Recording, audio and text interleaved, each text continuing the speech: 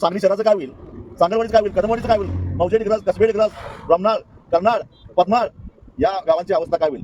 जय शिवराय. शेतकरी मित्रांनो, आज राजू शेट्टी आले होते कर्नाळमध्ये. ते शक्तीपीठ महामार्ग आहे त्याच्या विरोधात बैठक मोर्चा होता.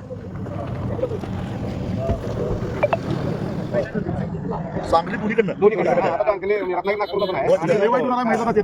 एवढं वाईट आहे तुम्हाला सांगतो. 350 मीटर पिलर केले, टेंडर निघालं बघितलं काही नाही, फक्त नदी पुरतं तेवढे पिलर आहेत. बाकीचं तीन बॉक्स किती व्हायला हा माझ्या हातचा बॉक्स त्याला पण पॅटर्न ठेवल्यावर समजा विषय गाव स्थलांतरच करायचं. सांगताना काय सांगतात, पिलरचं पूर्ण जर्मन शास्त्रज्ञ आहेत, MSRTC काय म्हटलं आमची जर्मन त्या पद्धतीने करणार. अहो मला सांगा, कर्नाळ, पद्माळ, कदमवाडी, सांगलवाडी आणि मग दानोळी अशा पद्धतीने हा रस्ता जाणार. बुधगाव ते दानोळीचं प्राथमिक आरोग्य केंद्र हे MSRTCनं या शक्तीपीठ महामार्गाचं जे रेखांकन केलेलं आहे त्यावरून काढलेलं अंतर हे 15 किलोमीटर पडतं. म्हणजे कृष्णा नदीच्या प्रवाहाच्या विरोधामध्ये या एवढ्या भागामध्ये 15 किलोमीटरचा भराव पडणार आहे.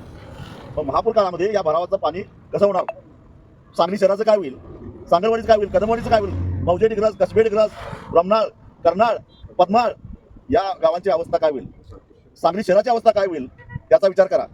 त्यामुळे शक्तीपीठ महामार्ग हा केवळ ज्यांच्या जमिनी जाणार आहेत त्यांच्याच मुळावर उठलेला नाही, ज्यांचा दुरान्वयीही संबंध नाही, ते ह्या पूर रेषेमध्ये येणाऱ्या गोरगरीब सर्वसामान्य माणसापासून खेड्यापाड्यातल्या लोकांच्या जीवावर उठणारा हा महामार्ग आहे.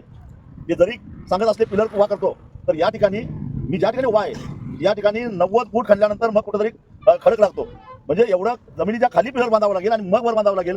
हे केवळ आणि केवळ अशक्य आहे. कारण कृष्णा खोऱ्यामध्ये हा सगळा परिसर हा काळ्या मातीचा आहे, ब्लॅक सॉइल आहे आणि इथं पक्का मुरुम लागत नाही, घरच नीट बांधता येत नाही. अशा ठिकाणी 15 किलोमीटर लांबीचा पूल होऊ शकेल का.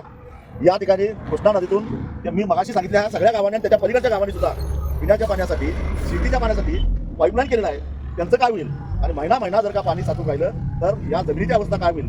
मी जे वारंवार सांगतोय की या शक्तीपीठ महामार्गामुळे सांगली आणि कोल्हापूर जिल्ह्यातलं ऊसाचं उत्पादन 20% घटणार आहे. कारण काही जमिनी क्षारपड होणार आहेत, काही जमिनी 8 महिने पीक घेता येईल अशा प्रकारची राहणार आहेत.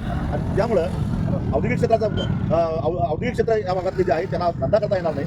सांगलीतल्या व्यापाऱ्यांची अवस्था वाईट होईल आणि म्हणून या सगळ्यांनी विचार करणं गरजेचं आहे. शक्तीपीठ महामार्गातून 50,000 कोटी रुपये काढायचे आणि ते वाटून घ्यायचं कारस्थान काही मंडळी करायला लागले.